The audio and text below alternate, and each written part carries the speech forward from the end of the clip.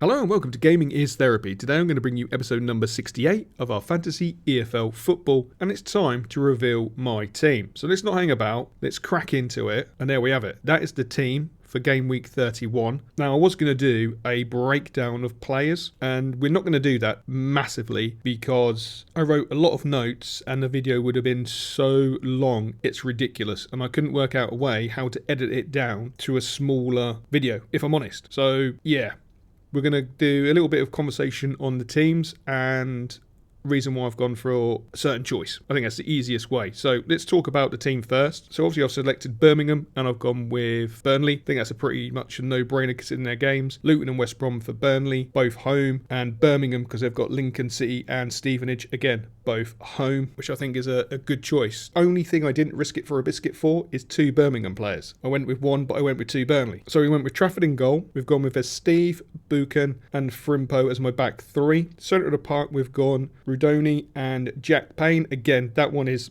heart over brain. I love Jack Payne. And also being serious, I actually like the fixtures they've got, and I generally like the way he's been playing lately, so I think that's a good pick. It's the risk it for a biscuit pick. It might backfire, hopefully it won't. And we went for Isidore up top from Sunderland. I like their games and I'm hoping he's going to score a couple of goals. I haven't used my max chip. The max chip is there. I do want to make a video on the upcoming fixtures because there's still plenty of double game weeks, and it'll be interesting to see if we can work out when it's a good choice to use the max chip. In saying that, let me know in the comment section below, have you used your second max chip? Are you using it this week or have you used it in the previous weeks? If so, let me know which game week. I'll just be really interested. Also, let me know when you think you're intending on using your max chip. I'll just be interested to know. Still not going to stop me making that video about the fixtures because I think it'll just be a good piece of conversation. So let's talk about Birmingham or goalkeeper. What should we do first? We talk about Birmingham or the goalkeeper? Well, Birmingham and the goalkeeper and Burnley and the goalkeeper sort of going into one. So what did I choose Birmingham? Obvious reasons. They have an overall win rate of 70%.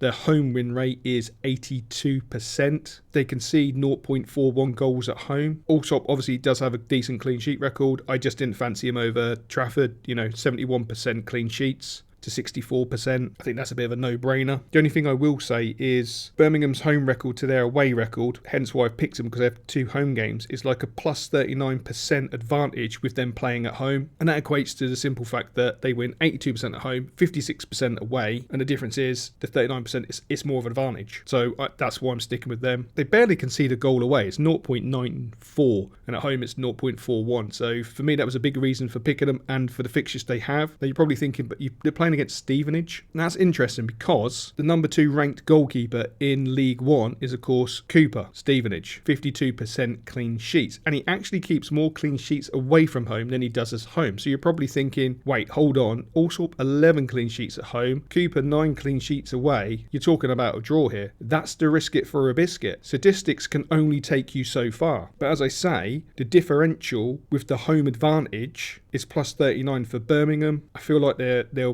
a better contender than Stevenage. We could also look at form, and also not just form, but we could also look at Stevenage's away record. So their overall win percentage is 38%. At home they win 44% of games, and away from home they win 31%. Now, ironically, they only concede 0.94 goals away from home. So technically, I'm thinking this could be a 1-0, which would tie into the original game on February the 4th. Birmingham won 1-0. From an actual form perspective, home form for Birmingham, they've won their last 5. 4-0 against Cambridge, 1-0 against Charlton, 2-1 against Bradford, 2-0 against Leyton Orient, 1-0 against Wickham. Am I setting myself up for one of those they get battered moments? Possibly. Stevenage's away form though, they won 3-2 at Wrexham, they then lost 2-0 to Charlton, they lost to Crawley 3-1, but then they beat Shrewsbury Town 1-0 and Cambridge 1-0 away. So it's going to be an interesting one. They've only met once previously, which is a 1-0 win to Birmingham City. I can't look past the home form of Birmingham, while I think of Stevenage, their away form is bang average. Like, it's absolutely bang average. And when I look at the season overall, Birmingham average around about 2.6-ish, 2.65, 2.6-ish points per home match, and Stevenage average around 1.25 points away from home. So there's a little bit of statistical data going in there. But like I say, statistics can only take you so far. They can all be in your favour. And as we know, Stevenage could quite easily go there, have a cracking day. Birmingham have that sort of day where they think they can turn up, not put too much effort in, and get battered 2-0 or lose 1-0. But when you break down the current form, the way things are going, Birmingham are the better option. And that's not without entertaining like Lincoln. I just think they'll beat Lincoln anyway. Which again, that could be a little bit of a naivety. They could lose to Lincoln and beat Stevenage. Who knows? But that's the joy of it. The absolute joy. Why do I go with Trafford in goal? It's not really a conversation. So you've got Allsop, who's got a 64% clean sheet record. 11 at home, 5 away, which is fantastic. So he's pretty consistent. Trafford, 24 clean sheets, that converts to 71%, 12 at home, 12 away, he's just solid as a rock. We can't really say much more about that, to be honest. Ironically, with the Burnley pick, so their win ratio overall is 54%, 40% of draws and 6% of losses.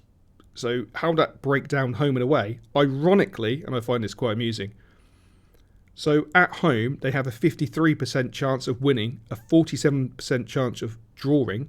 Away from home, they have a 56% chance of winning with a 33% chance of drawing and an 11% chance of losing, which blows my mind. Average goals conceded per match, overall is around about 0.29. At home, it's 0.24. Away from home, it's 0.33. So, they're tight. We know that. They are tight. They've got 2 home games.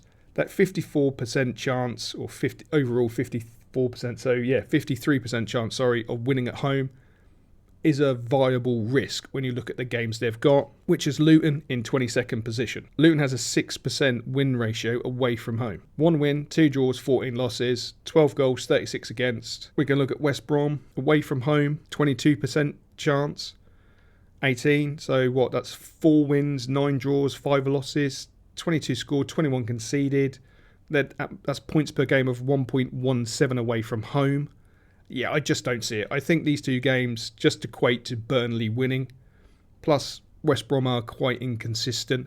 Again, it's a risk, but I'm going with the greater, I suppose, odds, higher percentage chance of victory. So that's why I went for Birmingham, that's why I went for Burnley, and that's why I went for Trafford. Trafford was just a no-brainer. As I say, I would have done more in-depth talking about the players, but honestly, time just got away from me. I made too many notes and I rambled on way too much. It was ridiculous. So hopefully you've enjoyed some of that insight. Let me know if you'd like to see it again. If you don't, I completely understand. It's a load of rambling. It's something different. I'd like to try and work out how I could break it down. I might do like a position per week. So like do the defence next week, do the midfield the week after, and do the striker after that. And just try and make it quicker, snappier, as well as informative. Hopefully you enjoyed the video. If you did, please like, comment and subscribe. It does the channel a world of good.